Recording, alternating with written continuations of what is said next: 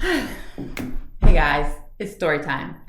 So Pinterest. Pinterest was my first source of getting massive traffic to my website. And after months of learning how to use it, I started getting over 100,000 page views per month from Pinterest alone.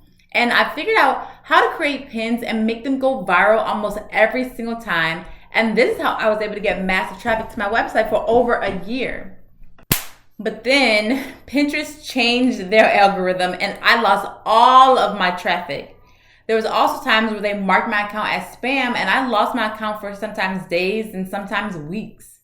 So now I know better. I do not use Pinterest anymore because their algorithm is too fickle. I exclusively use Google and I recommend you guys do the same, and this is why. So Google, they update their algorithm also, but I have always survived their updates because at the end of the day, Google wants to give the best answers to their readers. So I believe producing great content is what kept my site from being affected through all those different algorithm changes. And I don't have to depend on things going viral for Google to produce traffic. So key takeaway number one is to be careful of building a marketing strategy on Pinterest because the algorithm is just too fickle. And the next takeaway is a predictable approach to generate consistent traffic for your blog is to make Google traffic your primary focus.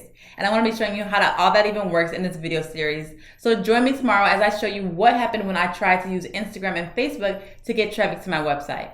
See you guys tomorrow.